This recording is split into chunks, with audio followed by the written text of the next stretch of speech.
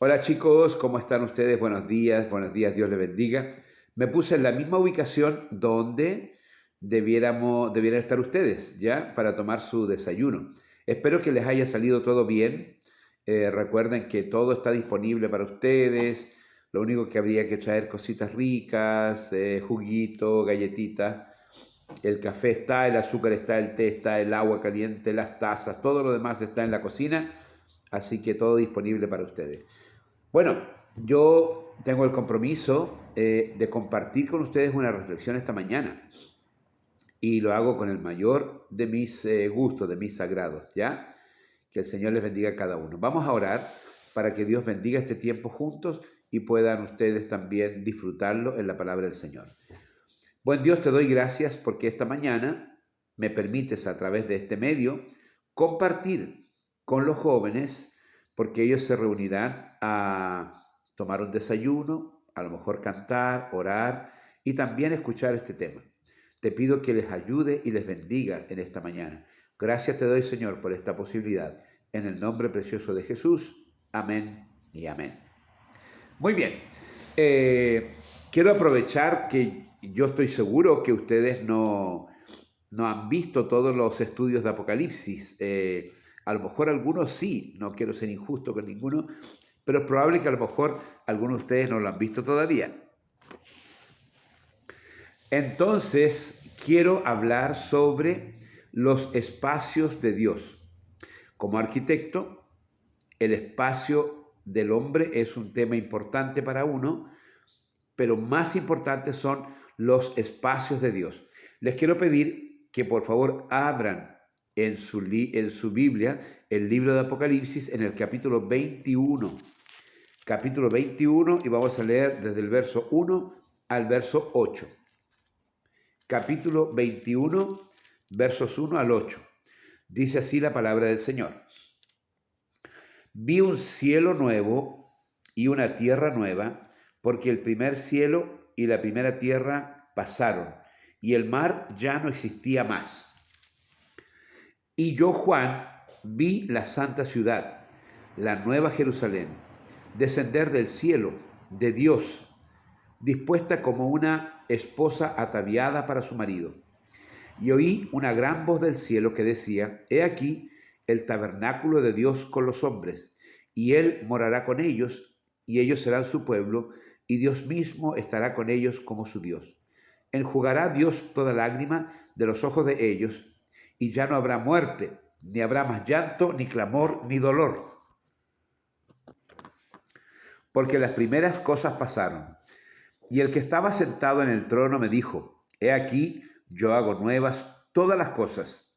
Y me dijo, escribe, porque estas palabras son fieles y verdaderas. Y me dijo, hecho está, yo soy el alfa y el omega, el principio y el fin. Al que venciere, al que tuviere sed, yo le daré gratuitamente de la fuente del agua de la vida. El que venciere heredará todas las cosas, y yo seré su Dios, y él será mi hijo. Pero los cobardes e incrédulos, los abominables y homicidas, los fornicarios y hechiceros, los idólatras y todos los mentirosos tendrán su parte en el lago que arde con fuego y azufre, que es la muerte segunda. Hasta aquí la palabra del Señor. Vamos a orar por esta palabra, mis hermanos. Señor, te doy gracias por la palabra leída. Te pido, oh Dios, que ella misma, viniendo de la boca de Dios, sea la palabra tocada al corazón de mis hermanos jóvenes. Te pido que la bendigas, Señor, y bendigas este tiempo con ellos. Te doy gracias por esta palabra. En el nombre de Jesús, amén y amén. Muy bien. Este texto del Apocalipsis nos muestra un cuadro único en toda la Biblia y un cuadro único en la humanidad del hombre también, un cuadro increíble. Y digo un cuadro increíble porque se presenta un escenario jamás visto. El hecho de que Dios envíe a una ciudad nueva llamada la Nueva Jerusalén sobre una tierra nueva y un cielo nuevo es algo único en toda la historia de la Biblia. Ahora, contextualicemos. Dije yo que íbamos a hablar sobre el espacio de Dios con los hombres.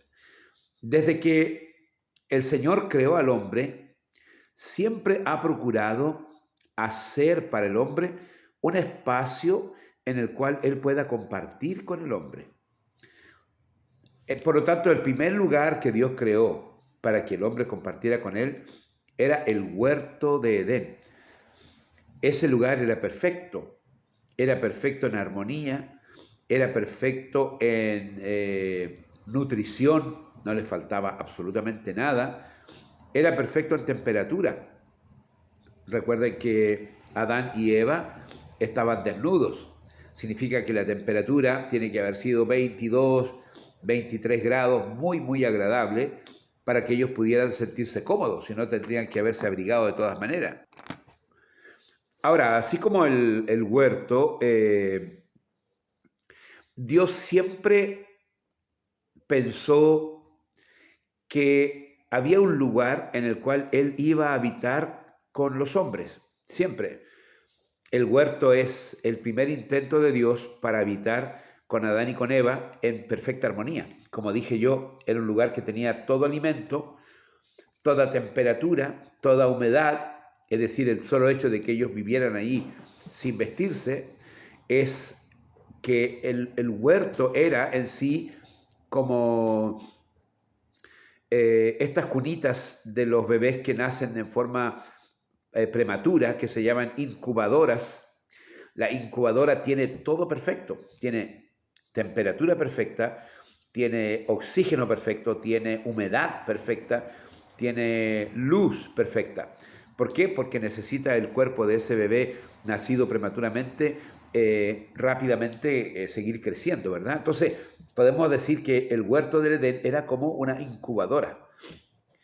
Y el deseo de Dios era poder tener un espacio para compartir con el hombre. Pero fíjense que, ¿por qué Dios no invita al hombre desde su formación a vivir en el cielo?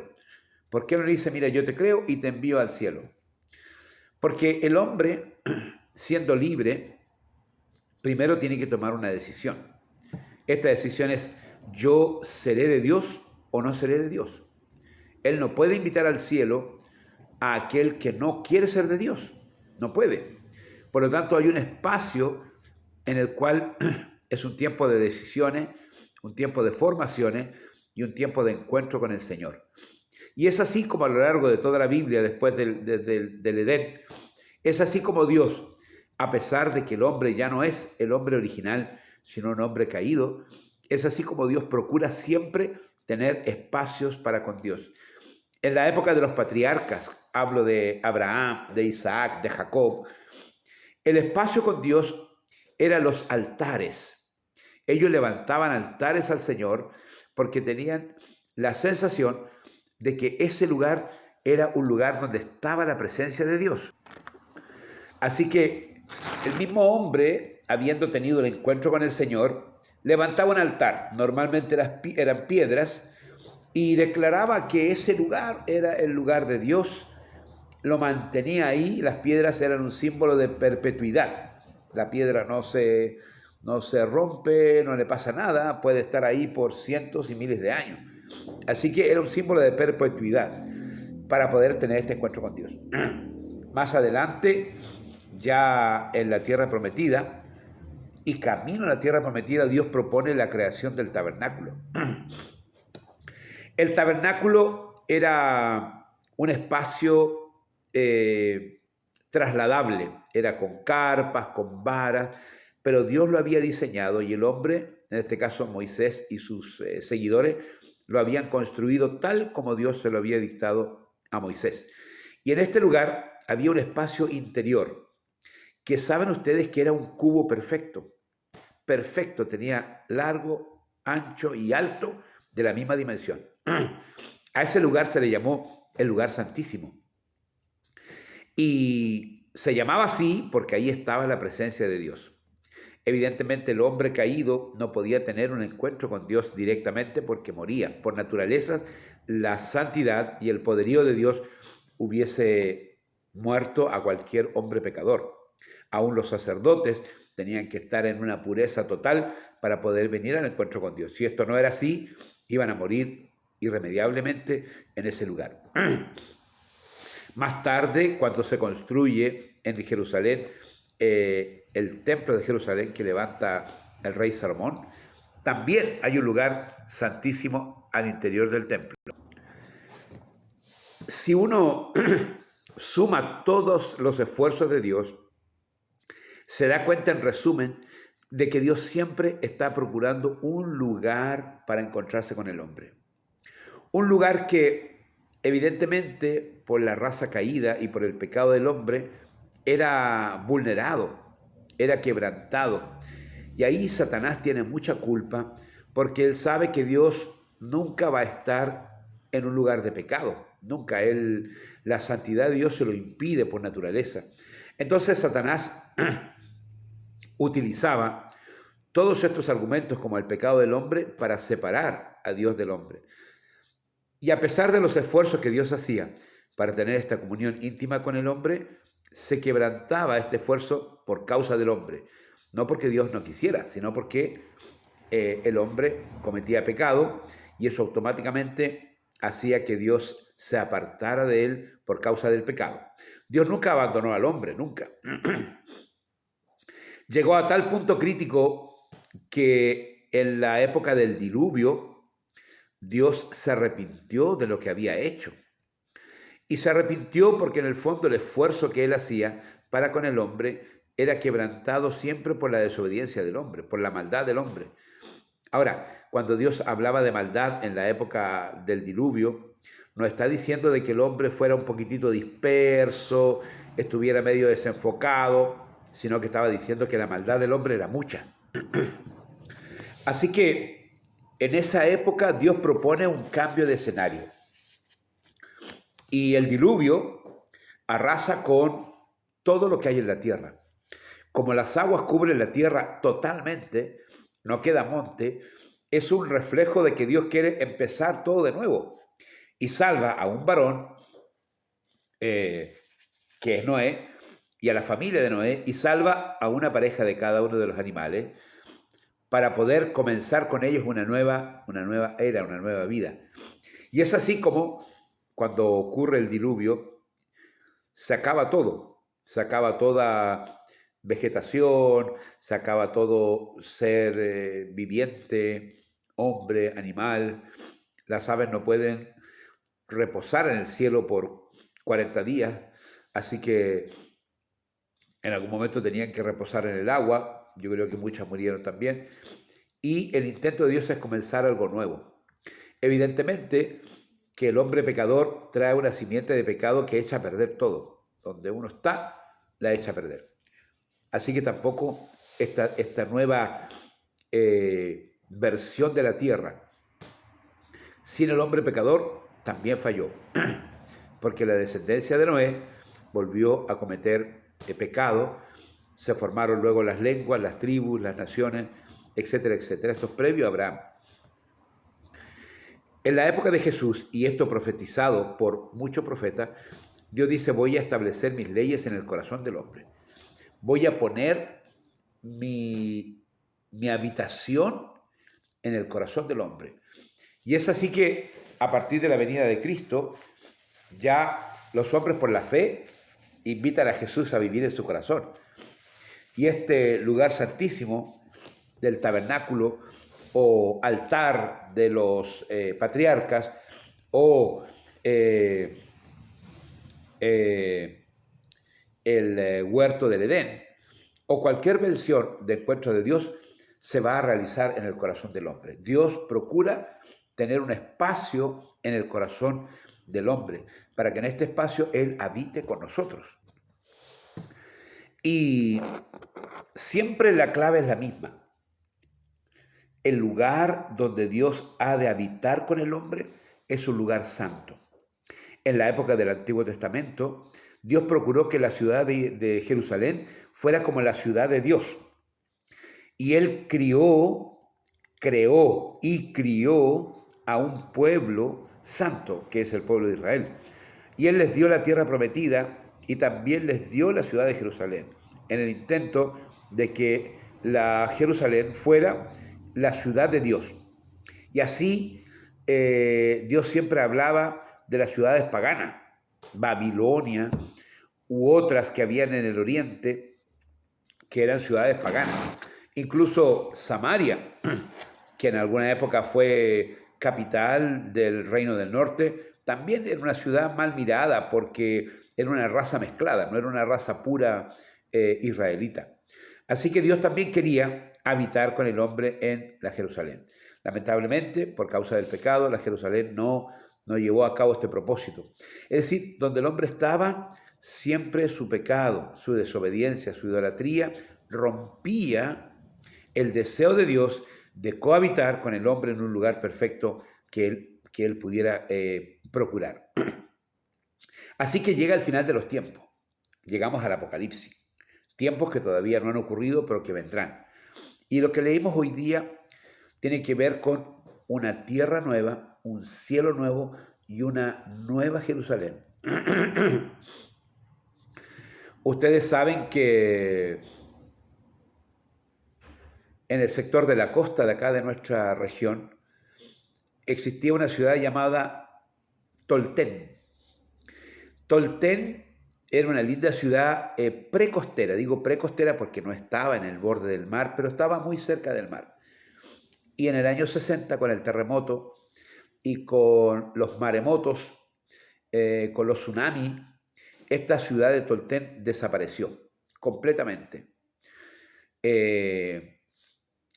Si no me equivoco, nuestra hermana Doris era jovencita en esa época y ella recuerda el terremoto, la salida del mar, incluso recuerda que ella con su mamá o con su abuela se subieron a los árboles y estuvieron ahí varios días hasta que las aguas descendieron.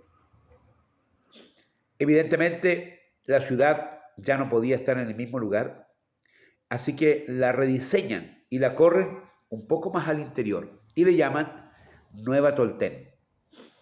Nueva Toltén. ¿Y por qué le llaman Nueva Toltén? Porque es una segunda versión de la ciudad original, pero mejorada. Y gracias a Dios, hasta el día de hoy ha perdurado porque no ha habido ningún evento que la destruya. Hay muchas ciudades que luego se llaman Nueva porque es una versión mejorada. En Inglaterra hay una ciudad que se llama York. Ahí estudió Daniela, mi hija, muy linda la ciudad. Y en Estados Unidos hay una que se llama Nueva York, Nueva Jersey.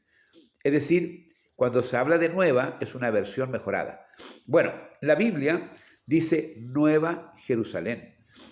Pero esta Nueva Jerusalén ya no es un diseño que el hombre crea, no es un diseño que el hombre dice ya, conforme a las instrucciones de Dios, vamos a hacer esta ciudad con tales calles, con tales avenidas, con tal edificio. No, Dios ya no está disponible para las versiones humanas, no está disponible. Es decir, cuando Él habla de la nueva tierra y del nuevo cielo, es porque capítulos antes dice la palabra del Señor que cuando son echados al lago de fuego y de azufre, primero la bestia, el anticristo, el falso profeta, es echado Satanás, los demonios, es echada la muerte, el Hades, y luego son echados todos los hombres que no se entregaron a Cristo y que lamentablemente terminan también en este lugar horrendo de tormento eterno. Dice la palabra en esos textos de que la tierra y el cielo huyen, así dice la Biblia, la tierra y el cielo huyen y que no encuentran lugar. Los teólogos explican de que la tierra y el cielo huyen, quiere decir que como fueron la morada del hombre por cientos y por miles de años, ya no hay más lugar.